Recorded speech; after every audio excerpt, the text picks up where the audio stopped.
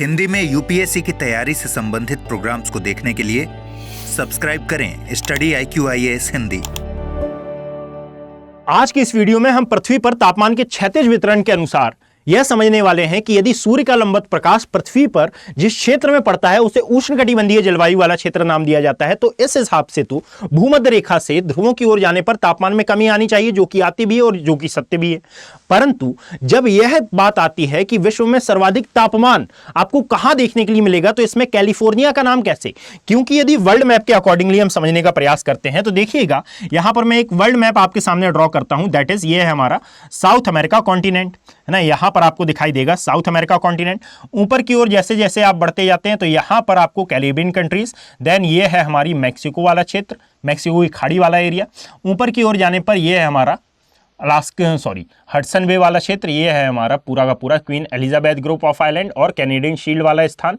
यहां पर आपको दिखाई देगा अलास्का वाला रीजन, और फिर दैट इज कैलिफोर्निया वाला क्षेत्र। जब आप यहां पर आएंगे तो यहां पर आपको देखने के लिए मिलेगा दैट इज अफ्रीका महाद्वीप, जो कि वर्ल्ड का सबसे बड़ा कॉन्टिनेंट है और सबसे मेन कॉन्टिनेंट भी माना जाता है और सबसे पुराना कॉन्टिनेंट भी इसे ही नाम दिया जाता है भाई, है ना। अब एक एक कॉन्टिनेंट के बारे में मैं डिस्कशन करूंगा, परंतु उससे पूर्व आप इस वर्ल्ड मैप को यदि समझें तो यहां पर यह है हमारा डेनमार्क वाला एरिया, देन ये है स्कैंडिनेविया पेनिनसुला या फिर नॉर्वे, स्वीडन, फिनलैंड इसमें आते हैं। ये है व्हाइट सी वाला क्षेत्र और यहाँ पर आपको दिखाई देगा दैट इज साइबेरिया वाला रीजन। जब आप उत्तर की ओर बढ़ेंगे तो यहाँ पर दैट इज पर्सियन गल्फ, और यहाँ से आगे जाने पर यह है हमारा peninsular India, the great India इसको कॉल किया जाता है। यहाँ पर आपको साउथ ईस्ट एशिया वाला पोर्शन दिखाई देगा, और फिर यहाँ पर आता है क्या, south China sea, that is Korean countries, और ऊपर की ओर जाने पर यहाँ पर दिखाई देगा आपको कामचटका पेनिनसुला। यानी कि इस वर्ल्ड मैप के अकॉर्डिंगली अब कुछ और चीजें भी शेष रह गई हूं, उनको क्यों ना बनाया जाए भाई। यहां पर आपको नजर आएगा ऑस्ट्रेलिया, और ऑस्ट्रेलिया के पश्चात यहां पर साउथ ईस्ट एशिया में ही कुछ कंट्रीज एक कंट्री देखने के लिए मिलेगी, जो कि वर्ल्ड की सबसे बड़ी आइलैंड ग्रुप ऑफ आइलैंड आता है, इंडोनेशिया। यहां पर आपको अंटार्कटिका वाला पोर्शन देखने के लिए मिलेगा, यानी कि अंटार्कटिका कॉन्टिनेंट। अब एक बात समझने का प्रयास करिएगा कि एक्चुअल में यदि ऐसा है कि भाई विश्व में तापमान का जो वितरण होता है एक्चुअल में यह सूर्य के प्रकाश के कारण ही होता है, तो इस हिसाब से तो विश्व में सर्वाधिक तापमान आपको कहां देखने के लिए मिलना चाहिए था, दैट इज यह है हमारी भूमध्य रेखा, और इस भूमध्य रेखा के आसपास आपको वर्ल्ड का सबसे ज्यादा टेम्परेचर मिलना चाहिए था। परंतु जब अध्ययन किया गया तो अध्ययन में यह ज्ञात होता है कि विश्व का जो सर्वाधिक टेम्परेचर वाला क्षेत्र है यह मिलता है कैलिफोर्निया वाले रीजन में, जो कि शायद भूमध्य रेखा से काफी दूर नजर आ रहा है। और इससे पूर्व माना जाता था दैट इज यह है अल्जीरिया वाला क्षेत्र, और इसका प्रमाण था कि भाई यहां पर एक्चुअल में सहारा डेजर्ट या फिर सहारा मरुस्थल का विस्तार है। फिर यह बात गलत कैसे साबित हो गई कि भाई अब आप मान रहे हैं कि एक्चुअल में वर्ल्ड का सबसे अधिक तापमान मिलता है हमें यूएसए के कैलिफोर्निया रीजन में। तो इसके कारण को आज हम समझने वाले हैं, दैट इज यह हमारा कैलिफोर्निया वाला रीजन। और यदि इस बात को हम समझने का प्रयास करते हैं बच्चे, तो देखिएगा इसके लिए आपको सबसे पहले तो यह ज्ञात होना चाहिए कि एक्चुअल में विश्व में तापमान का वितरण किस प्रकार का है। और यदि विश्व में तापमान के वितरण को हम समझने का प्रयास करते हैं तो देखिए यहां पर मैं एक पृथ्वी ड्रॉ कर लेता हूं। अब मुझे यह बात भली भांति पता है कि भाई पृथ्वी का आकार सूर्य से ज्यादा है, परंतु समझने के लिए मैं यहां पर सूर्य को छोटा बना रहा हूं ताकि एक्चुअल में आप समझ पाए कि पृथ्वी पर सूर्य की लंबवत किरणें किस प्रकार से आपतित होती हैं और किस प्रकार सौर्य तप पृथ्वी के वायुमंडल को प्रभावित करता है। और वायुमंडल को समझने के लिए मैं यहां पर कुछ इस प्रकार से ड्रॉ करता हूं, है ना। तो आप इसको क्या मान लें कि भाई ये है हमारी अर्थ, और ये जो आसपास का एरिया है दैट इज कॉल्ड वायुमंडल। और यदि आप अर्थ को लेते हैं, अर्थात ये हो गई हमारी अर्थ, और इसके बाहर का एरिया दैट इज कॉल्ड वायुमंडल या फिर एटमॉस्फियर। अब आप समझने का प्रयास करिएगा कि वायुमंडल क्या है। तो मैंने बताया रखा है ये पहले ही कि विभिन्न प्रकार की गैसों का असमांगी मिश्रण, नाम दिया जाता है इसे वायुमंडल। अर्थात यहां पर विभिन्न प्रकार की गैसें भी हैं, जिनमें से एक जलवाष्प है, और जलवाष्प के द्वारा ही बादलों का निर्माण होता है। और यदि इस बात को हम समझने का प्रयास करते हैं तो देखिएगा, जब भी कोई सूर्य का प्रकाश या फिर जब भी सूर्य का प्रकाश पृथ्वी की ओर आकर्षित होता है या फिर पृथ्वी की ओर आपतित होता है, तो सबसे लंबवत वो हमको जनरली दिखाई देता है कहां पर, इस भूमध्य रेखा वाले क्षेत्र में। अर्थात इसको आप नाम दे सकते हैं उष्णकटिबंधीय जलवायु वाले क्षेत्रों में, दैट इज कर्क और मकर रेखा के आसपास वाले एरिया में। परंतु जैसे जैसे यह पृथ्वी से ध्रुवों की ओर बढ़ता है, जैसे जैसे यह उष्णकटिबंधीय क्षेत्रों से ध्रुवों की ओर बढ़ता है तो यह लंबवत से कैसा होता जाता है, क्षैतिज, अर्थात ये कुछ इस प्रकार से देखने के लिए मिलेगा। और यदि इसके अनुसार हम अध्ययन करना चाहें तो आप देखिएगा कि भाई ये जो वायुमंडल है, इस वायुमंडल के कितने अधिक समय तक संपर्क में रह रहा है यह सूर्य का प्रकाश। इसके लिए अब क्यों इंपॉर्टेंट है यह समझना कि भाई वायुमंडल के संपर्क में क्यों रह रहा है, या फिर किसी भी कारण से यह समझना क्यों इंपॉर्टेंट हो जाता है कि एक्चुअल में जो सूर्य का प्रकाश आ रहा है इसका वायुमंडल के साथ क्या रोल कार है। देखिएगा भाई, यहां पर ये जो वायुमंडल है एक्चुअल में सूर्य से प्राप्त ऊष्मा का अवशोषण करता है ना। सूर्य से जो लघु तरंग विकिरण आता है उसका अवशोषण करता है, जिसका उत्सर्जन रात्रि के समय यही पृथ्वी करती है ना। और जब ये अवशोषण करता है तो इसके कारण होता यह है कि सूर्य से जितना भी प्रकाश आ रहा है और यह प्रकाश की जितनी देर तक इस वायुमंडल के संपर्क में रहेगा, इस प्रकाश का अवशोषण उतना अधिक किया जाएगा। और यदि आप यहां पर देखें तो यह सूर्य का प्रकाश बिल्कुल कम समय तक इस वायुमंडल के संपर्क में रह रहा है। दैट इज वाई यहां पर आप क्या मानेंगे कि भाई वायुमंडल द्वारा इस सूर्य के प्रकाश का अवशोषण कम किए जाने के कारण यहां पर तापमान आपको अधिक देखने के लिए मिलता है, परंतु उतनी ही मात्रा में जो ऊर्जा निकल रही है और यह ध्रुवीय क्षेत्रों तक पहुंच रही है, परंतु यह सूर्य का प्रकाश जब ध्रुवीय क्षेत्रों तक पहुंचा तो यह वायुमंडल के देखिए अधिक संपर्क में रहा। और जब यह वायुमंडल के अधिक संपर्क में रहा तो यहां पर ऊष्मा का जो अवशोषण हुआ वायुमंडल के द्वारा यह भी अधिक हुआ। अर्थात इस बात को यदि मैं नोट डाउन करना चाहूं तो आप इसको इस प्रकार से लिखेंगे कि यदि मान लीजिए वायुमंडलीय संपर्क अधिक है तो यहां पर तापमान भी क्या होगा, कम होगा। वायुमंडलीय संपर्क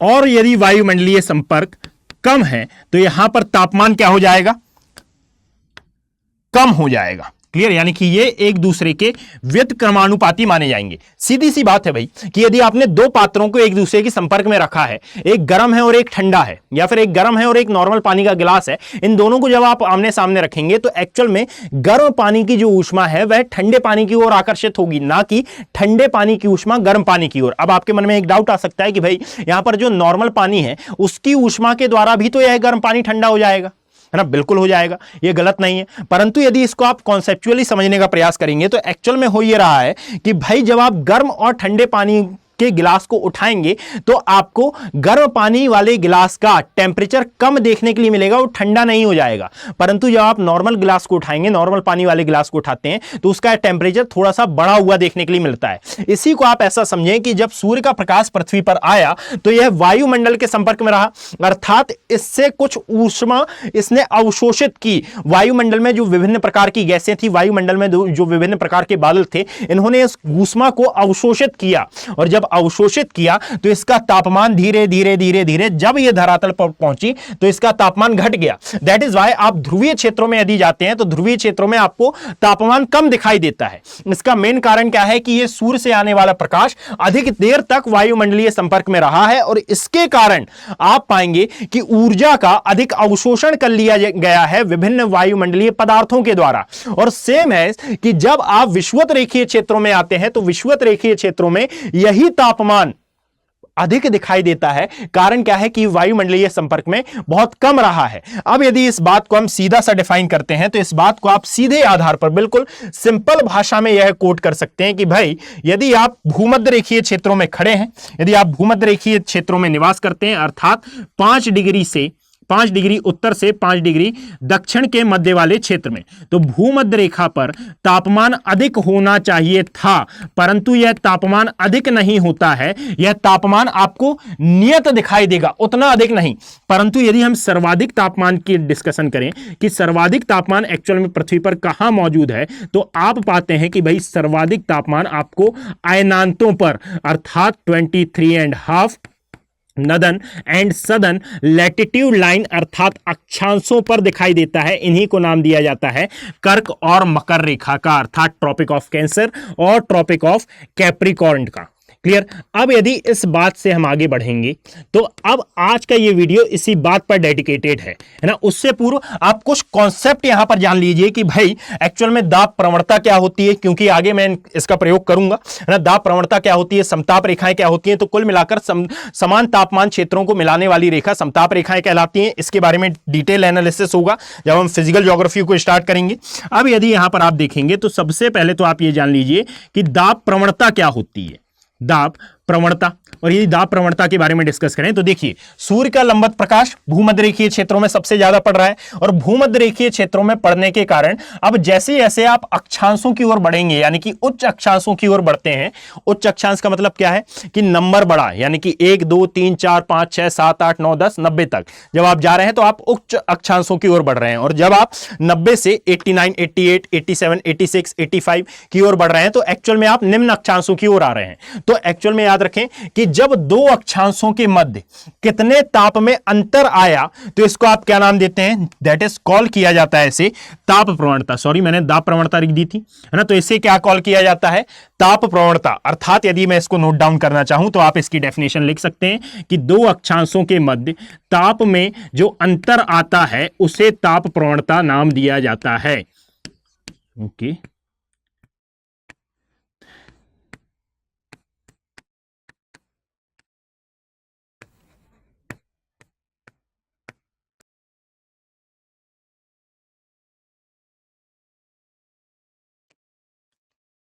तो यह ताप प्रवणता एक्चुअल में कहां पर सर्वाधिक होनी चाहिए, तो याद रखिएगा भूमध्य रेखा से। जब आप इक्वेटर लाइन से अयनांतों की ओर बढ़ते हैं या फिर भूमध्य रेखा से जब आप कर्क व मकर रेखा की ओर जाते हैं तो कर्क व मकर रेखा की ओर जाने पर यह उतना अधिक नहीं होता, परंतु यह सर्वाधिक देखने के लिए मिलता है जब आप कर्क से ध्रुवों की ओर जाते हैं, अर्थात उत्तरी व दक्षिणी ध्रुव की ओर जाने पर यह सर्वाधिक देखने के लिए मिलता है। Is that clear. और यह सर्वाधिक क्यों होता है, क्योंकि यहां पर यह जो सूर्य का प्रकाश है यह वायुमंडलीय संपर्क में अधिक होता है। अब आपके मन में 2 मिनट के लिए डाउट आ सकता है कि भाई इसका हमारे यूपीएससी कंटेक्स्ट के हिसाब से क्या काम। तो उठाइए 2024 का पेपर और वहां पर एक क्वेश्चन आया हुआ है इसी परिप्रेक्ष्य में कि भाई भूमध्य रेखा पर सर्वाधिक तापमान क्यों नहीं पाया जाता है, फिर भूमध्य रेखा पर सर्वाधिक तापमान ना पाए जाने के 2024 नहीं सॉरी 2023 2022 इस ईयर के यदि आप एग्जाम पेपर उठाएंगे तो वहां पर आपको ये क्वेश्चन देखने के लिए मिलेगा, है ना। इसका मेन कारण होता है 4 o'clock मानसून। और एक्चुअल में क्या है 4 o'clock मानसून, तो उसके पहले का डेटा मैंने आपको बताया। अब समझने का प्रयास करिए कि एक्चुअल में घटना क्या घटित हो रही है। देखिएगा, यह है हमारी पृथ्वी, है ना। जनरली ये है हमारी पृथ्वी, और इस पृथ्वी पर जो सर्वाधिक तापमान हम मानते हैं कि भाई होना चाहिए था भूमध्य रेखा पर, परंतु याद रखो कि जिस भी क्षेत्र में तापमान अधिक होता है, यदि मान लीजिए किसी क्षेत्र में जो टेम्परेचर है यह ज्यादा हो, तो टेम्परेचर ज्यादा होने की कंडीशन में जो वायु दाब होगा वो क्या होगा, कम। मैंने बताया था कि ताप और दाब एक दूसरे के व्युत्क्रमानुपाती होते हैं, और ये व्युत्क्रमानुपाती एक्चुअल में हो कैसे जाते हैं, क्योंकि किसी भी एरिया में यदि तापमान अधिक है तो उस एरिया में जलवाष्पन की क्रिया होती है, और यदि जलवाष्पन की क्रिया नहीं समझ में आए तो आप याद रखिएगा जब भी किसी क्षेत्र को गर्म किया जाए तो वहां पर जितनी भी आर्द्रता है या फिर जितनी भी गैसें हैं, किसी भी प्रकार की भी गैसें हो सकती हैं, ये गैसें गर्म होती हैं और गर्म होकर ये ऊपर जाती हैं, तो इसको कहा जाता है कि गैसें हल्की हुई और ऊपर चली गई, मतलब कि जो वायुमंडलीय दाब था इसमें कमी आई। तो याद रखें कि जब भी किसी एरिया का तापमान बढ़ाया जाता है तो उस एरिया में एक प्रोसीजर वर्क करती है, इसको डायरेक्टली हम लिख देते हैं कि भाई जलवाष्प अधिक होता है ना, यानी कि जलवाष्पन की क्रिया अधिक होती है। और जब किसी भी क्षेत्र में जलवाष्पन की क्रिया अधिक होती है अर्थात गैसें ऊपर जाएंगी तो ऊपर जाकर ये क्या करती हैं, क्लाउड का फॉर्मेशन ना। और क्लाउड का फॉर्मेशन कैसे होता है, तो यहां पर अर्थात बादल का निर्माण कैसे होता है, तो यहां पर एक प्रोसेस आती है जिसको हम नाम देते हैं संघनन की क्रिया, यानी कि संघनन की क्रिया के परिणाम स्वरूप यहां पर बादलों का निर्माण देखने के लिए मिलेगा। और जब बादलों का निर्माण होगा तो यही बादल कुछ समय के पश्चात क्या करा देंगे, वर्षा, है ना। अर्थात जब बादल संतृप्त हो जाएंगे तो यही कराते हैं फिर बाद में वर्षा। ये प्रोसेस हमको पता है, कारण यह है कि हमने इंडियन ज्योग्राफी पढ़ रखी है पहले ही, ऐसा मैं मानकर चल रहा हूं वर्षा होगी। अब यहां पर देखिएगा कि ये सब क्रिया होगी कब, जब तापमान अधिक होगा। तो जनरली हम कह रहे हैं कि भाई भूमध्य रेखा पर तापमान अधिक है, बिल्कुल सही बात है, परंतु इसको पूरा का पूरा कॉन्सेप्चुअली यदि हम समझने का प्रयास करें तो देखिएगा बच्चे, यह है भूमध्य रेखीय क्षेत्र, यहां पर तापमान अधिक है और तापमान अधिक होने के कारण अब आप पाएंगे कि यहां पर जो जलवाष्पन की क्रिया है यह भी अधिक हो रही है, और जब जलवाष्पन की क्रिया यहां अधिक हो रही है तो यही जो गैसें हैं जो कि जलवाष्प के फॉर्म में ऊपर उठ रही हैं, यही गैसें ऊपर जाकर मेघों का निर्माण करेंगी और मेघ कुछ समय पश्चात क्या करा देंगे, वर्षा। और जब इस एरिया में वर्षा हो जाएगी तो जनरली यही नियम फॉलो होना चाहिए था कि एक्चुअल में भूमध्य रेखा के आसपास तापमान अधिक होना चाहिए था, परंतु जब यह वर्षा हो जाती है तो इसके कारण यहां का तापमान नियत हो जाता है और ये जो वर्षा होती है इसे नाम दिया जाता है 4 o'clock मॉनसून। और 4 o'clock मॉनसून क्यों भाई, क्योंकि आप पाएंगे कि यहां पर जो कांगो बेसिन वाला एरिया है, जनरली यहां पर ये जो वर्ल्ड मैप है, इस वर्ल्ड मैप में इस भूमध्य रेखा के आसपास वाला एरिया यहां पर आपको दिखाई देगा कांगो बेसिन वाला क्षेत्र। यहां पर आपको हर रोज कई बार आपने 4 o'clock मॉनसून अपने यहां भी महसूस किया होगा कि भाई आप अच्छे से जा रहे हैं, अचानक से झमाझम बारिश हुई, आपको घर तक पहुंचने का टाइम नहीं मिला और आप 2 मिनट में गीले हुए, बल्कि बारिश ज्यादा समय की नहीं थी, बारिश उतनी देर की थी ही नहीं, परंतु इसने इफेक्ट बहुत ज्यादा कर दिया, तबाही नहीं मचा दी, परंतु इफेक्ट इसने ऐसा किया कि भाई हमें कुछ समझने का मौका ही नहीं मिला। ज्यादा से ज्यादा ये 10, 15, 20 मिनट के लिए हुई, परंतु उसमें इसकी सघनता बहुत ज्यादा थी। दैट इज वाई हम उसी क्षेत्र में भीग जाते हैं, खड़े हो जाते हैं, यानी कि ये जो मानसून आता है जो कि 10-15 मिनट के लिए बारिश करा जाता है हमारे यहां, इसको कहा जाता है क्या, 4 o'clock मॉनसून। और ये आप पाते हैं कि लगभग 4 से 6 के मध्य होता है। क्लियर, ये अलग अलग क्षेत्रों में अलग अलग समय पर हो सकता है, परंतु याद रखिएगा भूमध्य रेखीय क्षेत्रों में अर्थात दैट इज इस कांगो बेसिन वाले एरिया में यह समय समय पर होता है। और समय समय पर कब, तो डेली यह 4 बजे के आसपास वर्षा कराता है। कारण क्या है कि यहां पर इस क्षेत्र में आपको दिन भर सूर्य का प्रकाश मौजूद दिखाई देता है, और जब यहां पर सूर्य का प्रकाश पड़ता है तो सूर्य का प्रकाश पड़ने के परिणाम स्वरूप ही इस क्षेत्र में हमेशा जलवाष्पन की क्रिया चलती है। और जब जलवाष्पन की क्रिया यहां पर चलती रहती है तो आप पाएंगे कि इस भूमध्य रेखीय क्षेत्र, अब भूमध्य रेखीय क्षेत्र कौन सा होता है, तो याद रखिएगा 5 डिग्री उत्तर से 5 डिग्री दक्षिण के मध्य का जो एरिया माना जाता है इसे कॉल किया जाता है भूमध्य रेखीय जलवायु वाला क्षेत्र। 5 डिग्री उत्तर से 5 डिग्री दक्षिण के मध्य। और इसीलिए जब यहां पर वर्षा हो जाती है तो वर्षा होने के परिणाम स्वरूप यहां पर तापमान अधिक होने के बावजूद अधिक महसूस नहीं होता। और इसीलिए यदि आप देखेंगे तो इस 5 डिग्री उत्तर से 5 डिग्री दक्षिण के मध्य किसी भी प्रकार की जलवायु घटना या फिर किसी भी प्रकार के मौसम का इफेक्ट, यानी कि गर्मी होगी तो उतनी भयावह नहीं होगी, यदि ठंड होगी तो उतनी भयावह नहीं होगी, यदि यहां पर बरसात होगी तो बरसात तो हर रोज ही हो रही है, तो बरसात का इफेक्ट ज्यादा देखने के लिए मिलेगा। और यही कारण है कि यदि आप 5 डिग्री उत्तर से 5 डिग्री दक्षिण के मध्य आते हैं, अक्षांशों की बात कर रहा हूं मैं, है ना, इसके मध्य आते हैं तो यहीं पर आपको विश्व के सबसे सघन सदाबहार वनों का विकास देखने के लिए मिलता है। अब एक बात अपने माइंड में फिर से सेटल डाउन करें भाई कि यहां पर यदि मैंने बोला है 5 डिग्री उत्तर से 5 डिग्री दक्षिण के मध्य, तो यहां पर यह डेटा केवल और केवल पढ़ने के लिए है कि यह बिल्कुल परिवर्तनशील है, अर्थात यह परिवर्तित हो सकता है कि भाई ये चले जाए 6 से 7, परंतु जनरली यह माना जाता है कि 5 डिग्री उत्तर से 5 डिग्री दक्षिण के मध्य आपको सघन सदाबहार वन देखने के लिए मिलते हैं। और इन सघन सदाबहार वनों का मेन रीजन यह होता है कि यह सर्वाधिक वर्षा वाले क्षेत्र होते हैं। दैट इज वाई कहा जाता है कि भूमध्य रेखा पर सूर्य का प्रकाश लंबवत होने के परिणाम स्वरूप यहां पर सर्वाधिक तापमान होना चाहिए था, परंतु जो कि होता भी है, परंतु इसको निष्क्रिय कर देता है यह 4 o'clock मॉनसून। और जब 4 o'clock मॉनसून इसे निष्क्रिय कर देता है तो फिर यह जो सर्वाधिक तापमान है, यह सर्वाधिक तापमान आपको दिखाई कहां पर देगा, तो एक्चुअल में यह दिखाई देता है अयनांतों पर। और अयनांतों पर देखे जाने का कारण क्या है, अयनांतों पर देखे जाने का कारण यह है कि यहां पर 4 o'clock मॉनसून का कोई इफेक्ट नहीं होता।